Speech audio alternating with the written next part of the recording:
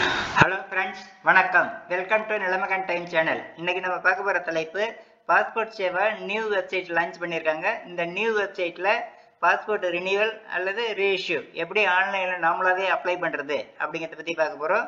இந்த new வெப்சைட்டுக்கான link நம்ம video கீழே டிஸ்கிரிப்ஷனில் கொடுத்துருக்கேன். அதாவது அப்ளை பண்ணுற லிங்க்கும் இருக்கும், லாகின் லிங்க் ரெண்டுமே டிஸ்கிரிப்ஷனில் கொடுத்துருக்கேன். யூஸ் பண்ணிக்கலாம்.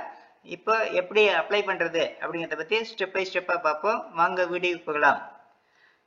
இப்போ இந்த நியூ வெப்சைட்டில் லாகின் பண்ணி உள்ளே வந்துடுங்க.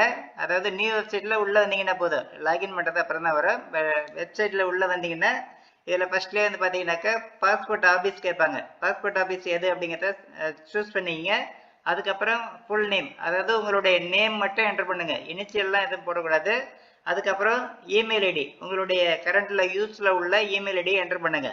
அதுக்கப்புறம் இந்த இமெயில் ஐடியை நீங்க லாகின் ஐடியை யூஸ் பண்றீங்களா அப்படின்னு கேட்குறாங்க. எஸ்ன்னா எஸ் கொடுத்துங்க, நோன்னா நோ கொடுத்துட்டு லாகின் ஐடி நம்ம நியூவா கிரியேட் பண்ற மாதிரி இருக்கும். இப்போ நான் நோ கொடுக்குறேன். நோ கொடுத்துட்டு இப்போ திரும்ப இப்போ கீழே லாகின் ஐடி நானாவே கிரியேட் பண்ணிக்கிறேன். கிரியேட் பண்ணிட்டு அதுக்கப்புறம் பாஸ்வேர்டை நம்ம தான் செட் பண்ணோம். அதாவது ஒரு அப்பர் கேஸ், ஒரு லோயர் கேஸ், அதுக்கப்புறம் ஸ்பெஷல் கேரக்டர், நம்பர், இதெல்லாம் மிக்ஸ் ஆகி வர்றது மாதிரி நீங்கள் கிரியேட் பண்ணிக்கணும்.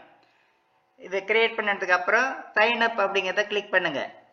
கிளிக் பண்ணதை இப்போ ஓடிபி நம்மளுடைய மெயில் ஐடிக்கு போகும். அதாவது இந்த வெரிஃபிகேஷன் கோடு, அந்த வெரிஃபிகேஷன் கோடை இந்த 4 டிஜிட், அதாவது 4 பாக்ஸ் இருக்கு பாருங்க, அதெல்லாம் என்டர் பண்ணோம். என்டர் பண்ணி முடிச்சதுக்கு அப்புறம் கம்ப்ளீட் சைன் அப் அப்படிங்கிறத கிளிக் பண்ணுங்க. கிளிக் பண்ணதை இப்போ இது மாதிரி வந்துடும். இப்போ பேக் டு லாகின் அப்படிங்கிறத கிளிக் பண்ணுங்க. கிளிக் பண்ணதை இப்போ லாகின் ஐடி நம்ம என்ன கிரியேட் பண்ணமோ அதை இங்கே என்டர் பண்ணோம். அதாவது சில பேர் இமெயில் ஐடியே லாகின் ஐடி வச்சிருந்தா இமெயில் ஐடி என்டர் பண்ணுங்க. இல்லை லாகின் ஐடி புதுசாக கிரியேட் பண்ணிருக்கீங்க அப்படின்னா இதில் உங்களுடைய லாகின் ஐடியை என்டர் பண்ணுங்க. என்டர் பண்ணிட்டு கண்டினியூ அப்படிங்கிறத கிளிக் பண்ணுங்க. கிளிக் பண்ணதை நெக்ஸ்ட் பாஸ்வேர்டு யூஸ் பண்றீங்களா இல்லை ஓடிபி யூஸ் பண்ணி சைன்இன் பண்றீங்களா அப்படின்னு கேட்கும். இப்போதான் நம்ம ரீசெண்டாக இப்போ நெக்ஸ்ட், அதாவது இதுக்கு முன்னாடி ஸ்டெப் தான் பாஸ்வேர்டு கிரியேட் பண்ணியிருக்கோம். அதனால அது மைண்டில் ஞாபகத்தில் இருக்கும். அதனால பாஸ்வேர்டை நம்ம என்டர் பண்ணிப்போம். பாஸ்வேர்டை என்டர் பண்ணிட்டு சைன்இன் அப்படிங்கிறத கிளிக் பண்ணுங்க. கிளிக் பண்ணதுக்கு அப்புறம் இதில் பார்த்தீங்கன்னாக்கா ஃப்ரெஷ் பாஸ்போர்ட் / ரீஇஷ்யூ பாஸ்போர்ட் அப்படின்னு இருக்கு பாருங்க. ரெண்டுக்குமே ஒரே லிங்க் தான். இதில் ஃப்ரெஷ்ஷுக்கு அப்ளை பண்ணாலும் இதே கிளிக் பண்ணிக்கலாம், ரீஇஷ்யூக்கு அப்ளை பண்ணாலும் இதே கிளிக் பண்ணலாம். இப்போ இதை கிளிக் பண்ணுங்க. இந்த இடத்துல வச்சு கிளிக் பண்ணீங்கன்னா போதும். கிளிக் பண்ணதுக்கு அப்புறம் இப்போ பார்த்தீங்கன்னா இதில் ஆல்ரெடி பாஸ்போர்ட் இருக்கு அப்படின்னா பாஸ்போர்ட் நம்பர் என்டர் பண்ணிட்டு நம்ம சென்ட் ஓடிபி கொடுக்கலாம். இப்போ இது அந்த அளவுக்கு ப்ராப்பராக இது ஒர்க் ஆகலை. அதனால இந்த ஸ்டேஜ் நீங்க ஸ்கிப் ஃபார் நியூ, அதாவது ஸ்கிப் ஃபார் நோ அப்படிங்கிறத கிளிக் பண்ணுங்க. கிளிக் பண்ணதுக்கு அப்புறம் இதில் பார்த்தீங்கன்னா பாஸ்போர்ட் ஆஃபீஸ் நம்ம ஏற்கனவே சூஸ் பண்ணியிருப்போம். அதனால இது அப்படியே காமிக்க. இது இப்போ நெக்ஸ்ட் அப்படிங்கிறத கிளிக் பண்ணிங்க. கிளிக் பண்ணதுக்கு அப்புறம் இதில் பார்த்தீங்கன்னாக்கா அப்ளையிங் ஃபார், நீங்கள் ஃப்ரெஷ் பாஸ்போர்ட் அப்ளை பண்ணுறீங்களா ரீஇஷ்யூ அப்படின்னு கேட்குது. இப்போ நம்ம ரீஇஷ்யூக்கு எப்படி அப்ளை பண்ணுறது அப்படிங்கிறத பற்றி தான் பார்த்துட்டு இருக்கோம். அதனால ரீஇஷ்யூ அப்படிங்கிறத டிக் பண்ணிங்க, அதாவது கிளிக் பண்ணிங்க. கிளிக் பண்ணதுக்கு அப்புறம் இதில் ஏதாவது நமக்கு ஏதாவது சேஞ்சஸ் ஏதாவது இருக்கு, அதாவது இப்போ நேமில் இல்லை அட்ரஸ்ஸு, டேட் ஆஃப் பர்த், இது மாதிரி ஏதாவது நம்மளுடைய பர்சனல் பர்டிகுலர்ஸில் ஏதாவது சேஞ்சஸ் இருக்கு அப்படின்னாக்க இது ஃபர்ஸ்ட்ல உள்ளதை டிக் பண்ணிங்க, அதாவது கிளிக் பண்ணீங்கன்னா போதும். அதாவது change in existing personal particulars அப்படின்ட்டு பாருங்க, அதை கிளிக் பண்ணுங்க. கிளிக் பண்ணீங்கன்னாக்கா எதுல நமக்கு கரெக்ஷன் இருக்குது அப்படிங்கிறத காமிக்கும். Name, date of birth, name, date of birth, address, இதெல்லாம் லைனா இருக்கும். நம்ம எதுல சேஞ்ச் பண்ண போறோமோ அதை பர்டிகுலரா டிக் பண்ணிக்கணும். டிக் பண்ணிட்டு அப்படியே கீழே வந்தீங்கன்னாக்கா இதுல டைப் ஆஃப் அப்ளிகேஷன், அது இதுக்கு முன்னாடி பாருங்க. இது இப்போ மெயினாக ரீஇஷ்யூ அப்படின்னாலே வேலிடிட்டி முடிய போதா இல்லை வித்தின் 3 இயர்ஸ், அதாவது 3 இயர்ஸ்க்குள்ள முடியுதா இல்லை மோர் தென் 3 இயர்ஸ் ஆகுதா முடிஞ்சு அப்படிங்கிற 2 ஆப்ஷன் கேட்பாங்க. இப்போ மோர் தென் 3 இயர்ஸ் ஆகோ அப்படின்னா இதை டிக் பண்ணிங்க. இல்லை 3 வருஷத்துக்குள்ளதான் ரினியூவல் கட்டாச்சு அப்படின்னா இதை டிக் பண்ணிக்கலாம். இதே எக்ஸ்பைரி ஆக போகுது அப்படின்னாலும் இந்த ஆப்ஷன் தான் நம்ம டிக் பண்ணிக்கணும். இதுல எந்த கேட்டகரியில நீங்க வரீங்க அப்படிங்கிறத பார்த்துட்டு டிக் பண்ணீங்க. அதுக்கப்புறம் டைப் ஆஃப் அப்ளிகேஷன், நார்மலா தற்காலா அப்படிங்கிறது கேட்குறாங்க. இப்போ நார்மல்ல நார்மல் டிக் பண்ணீங்க, தற்கால்னா தற்கால் டிக் பண்ணீங்க. தற்கால் அப்படின்னாக்கா உங்களுக்கு 2 அட்ரஸ் ப்ரூஃப், ஒரு ID proof, name date of birth இது எல்லாமே வந்து கரெக்டாக இருக்கணும். ஒன்றில் கூட சேஞ்ச் ஆகிருக்கக்கூடாது. எல்லாமே ஐடி ப்ரூஃப்னா செப்பரேட்டாக அதில் அட்ரஸ் வராது. மற்றபடி அட்ரஸ் ப்ரூஃப் 2 இருக்கணும். 2 வந்து சேமாக இருக்கணும் அட்ரஸ். அதே மாதிரி பார்த்துங்க.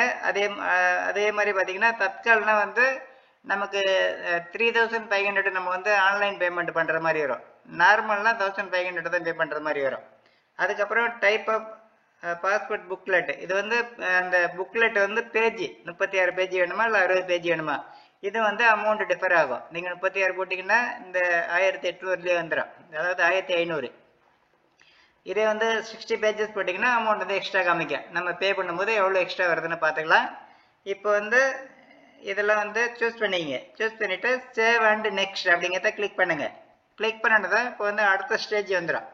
இப்போ இதில் வந்து பார்த்தீங்கன்னாக்கா கிவன் நேம், அதாவது உங்களுடைய நேம், யாருக்கு வந்து அப்ளை பண்ணுறீங்களோ அவங்களுடைய நேம் கிவன் நேமில். சர்நேமில் உங்களுடைய இனிஷியலுக்கான எக்ஸ்பென்ஷனை என்டர் பண்ணுங்க. இனிஷியல் இல்லை அப்படிங்கிறவங்க அப்பா பேர் என்டர் பண்ணிங்க. இப்போ அடுத்தது வந்து பார்த்தீங்கன்னா ஜெண்டர் வந்து மேலா ஃபீமேலாங்கிறத சூஸ் பண்ணிங்க. அதுக்கப்புறம் வந்து நேம், இப்போ எது நேம் வந்து இதுக்கு முன்னாடி வந்து ஏதாவது சேஞ்ச் பண்ணியிருக்கீங்களா அப்படிங்கிறது கேட்குறாங்க. இல்லை வந்து நேம் வந்து ஒரு பேர் கொடுத்துட்டு என்கின்ற அப்படின்னு நம்ம போடுவோம் பாருங்க, அது மாதிரி ஏதாவது இருந்துச்சுனாலும் இங்கே வந்து எஸ் கொடுத்துக்கணும், இல்லைன்னா நோ கொடுத்துருங்க. இல்லை பேர் சேஞ்ச் பண்ணியிருக்கீங்க அப்படின்னா இங்கே எஸ் கொடுத்துட்டு நம்ம அந்த நேம் வந்து கொடுக்கணும், இல்லைன்னா நோ கொடுத்துருங்க. இதுக்கப்புறம் வந்து அப்படியே கீழே வாங்க. கீழே வந்தது டேட் ஆஃப் பர்த், உங்களுடைய டேட் ஆஃப் பர்த் வந்து என்டர் பண்ணீங்க. அதுக்கப்புறம் பிளேஸ் ஆஃப் பர்த், நீங்கள் வந்து எங்கே பிறந்தீங்களோ அந்த பிறந்த ஊர். அதுக்கப்புறம் மேரிட்டல் ஸ்டேட்டஸ், மேரேஜ் ஆகிடுச்சா இல்லையாங்கிறத சூஸ் பண்ணீங்க. அதுக்கப்புறம் is your place of birth out of இந்தியாவா, நீங்கள் வந்து வெளிநாட்டில் பிறந்தீங்களா அப்படின்னாங்க, அதாவது அவுட் ஆஃப் இந்தியா, இந்தியாவுக்கு வெளியில் அதர் கண்ட்ரியில் பிறந்தீங்களா அப்படின்னு கேட்குறாங்க.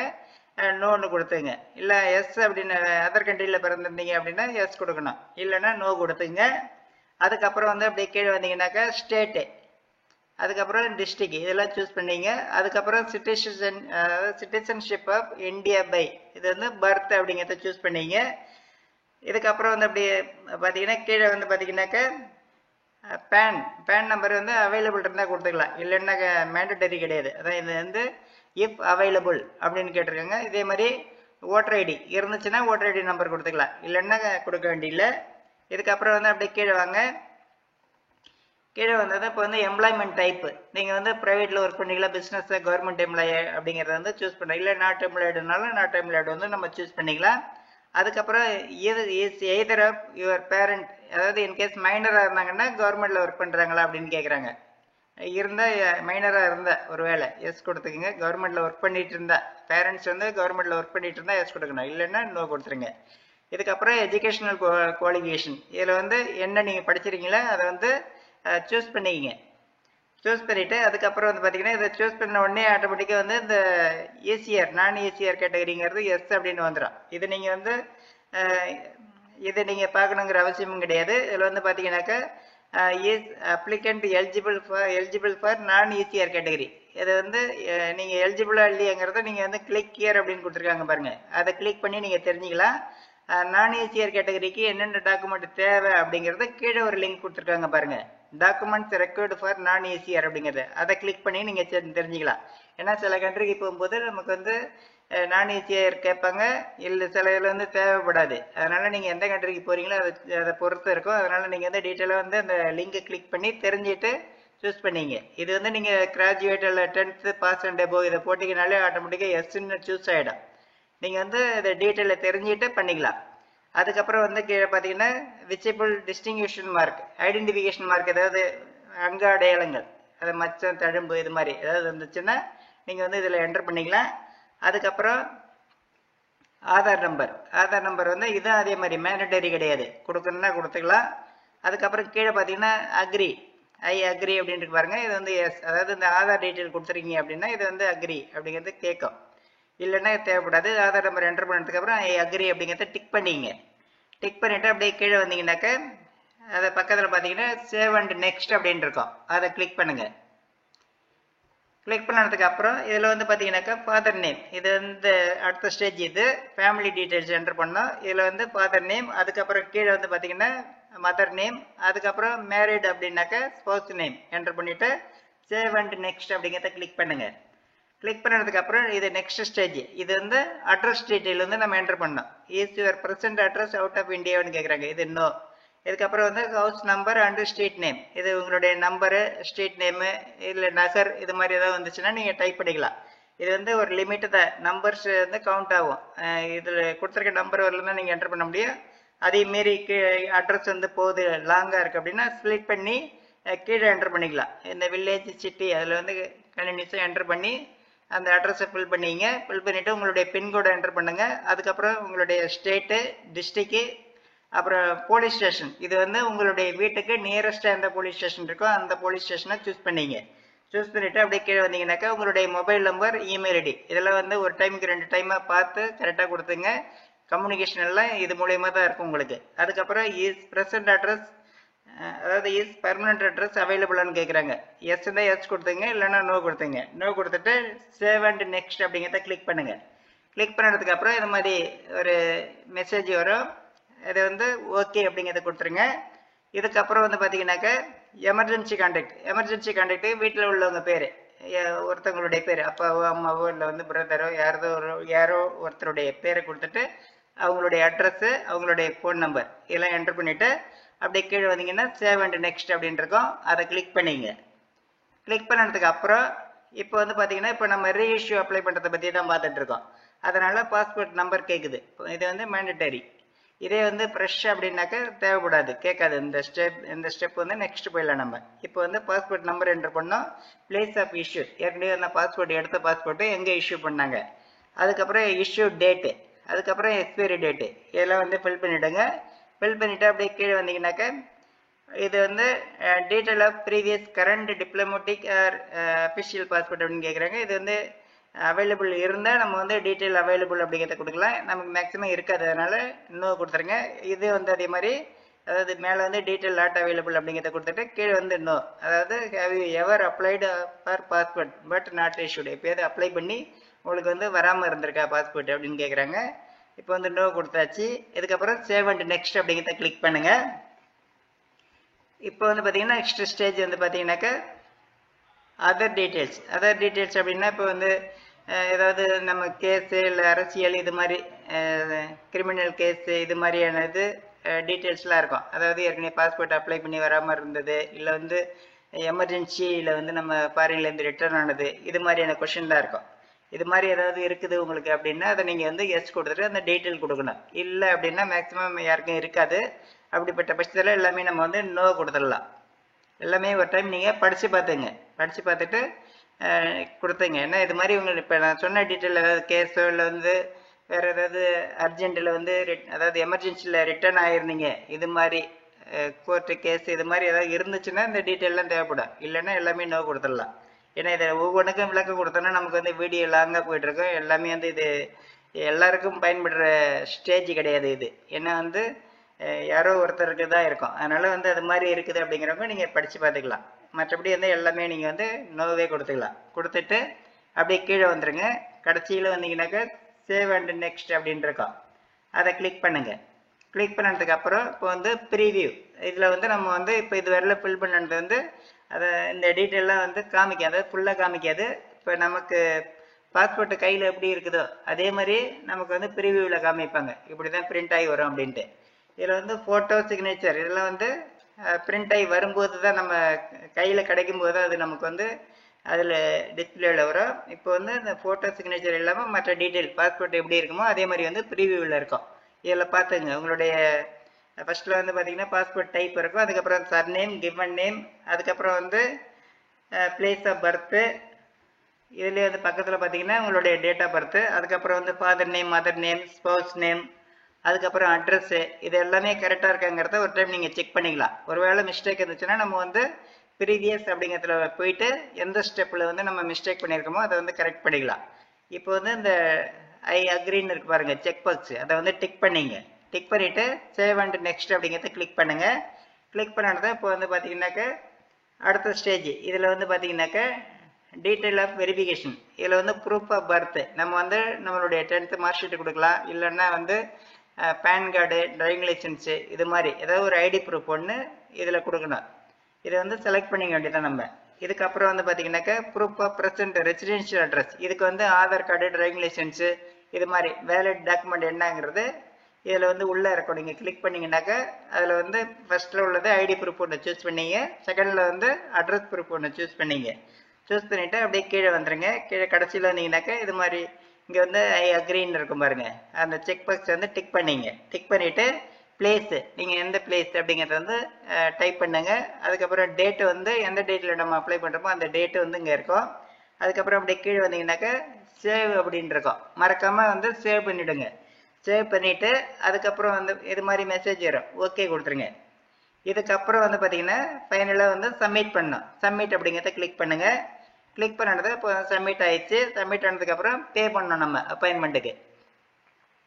இல்லை பிரிண்ட் அப்ளிகேஷன் ரிசிப்ட் அப்படிங்கிறத எடுத்து நம்ம பிரிண்ட் எடுக்கணுனாலும் எடுத்துக்கலாம். ஏன்னா பிரிண்ட் வந்து இப்போ யூஸ் ஆகாது. ஏன்னா நம்ம அப்பாயின்மெண்ட்டோட பிரிண்ட் அவுட் இருந்தால் தான் நம்ம வந்து பாஸ்போர்ட் சேவை ஆஃபீஸ் போக முடியும். இப்போ வந்து பே அண்ட் ஷெட்யூல் அப்பாயின்மெண்ட் அப்படிங்கிறத கிளிக் பண்ணிங்க. கிளிக் பண்ணுறத இப்போ வந்து செலக்ட் பிஎஸ்கேன்னு கேட்குது பாருங்கள். இதில் வந்து இப்போ சென்னை அப்படின்னு சூஸ் பண்ணி உள்ள வந்ததால சென்னை ஏரியா கவர் ஆகிற பாஸ்போர்ட் ஆஃபீஸ் எல்லாமே இங்கே காமிக்க. இதில் எந்த பாஸ்போர்ட் ஆஃபீஸுக்கு போகிறீங்க அப்படிங்கிறத பார்த்துட்டு எந்த டேட் அவைலபிள் அப்படிங்கிறத காமிக்க. இதில் வந்து பார்த்துட்டு நீங்கள் வந்து அந்த பிஎஸ்கே வந்து சூஸ் பண்ணீங்க.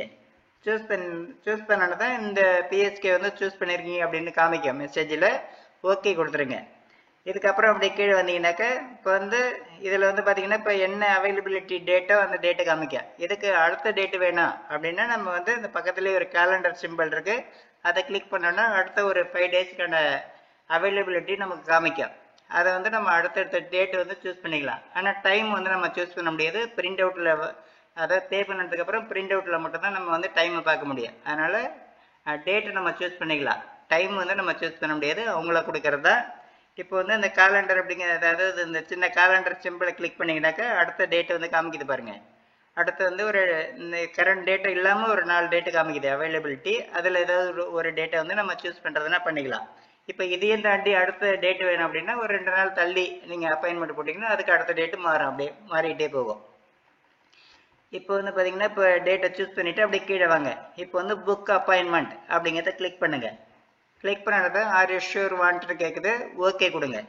இதுக்கப்புறம் வந்து பார்த்தீங்கன்னாக்கா மேக் பேமெண்ட், இதில் வந்து எவ்வளோ அமௌண்ட் கட்டணும் அப்படிங்கிறது வந்து இங்கே காமிச்சிது. இது நார்மல் தான், அதனால் 1500. இதே வந்து மைனர் அப்படின்னா அமௌண்ட் கம்மியாக தான் வரும். இதில் எல்லாமே காமிச்சிடும். இதுக்கப்புறம் வந்து பார்த்தீங்கன்னாக்கா கீழே பே நவ் அப்படின்ட்டு பாருங்கள், அதை கிளிக் பண்ணுங்கள்.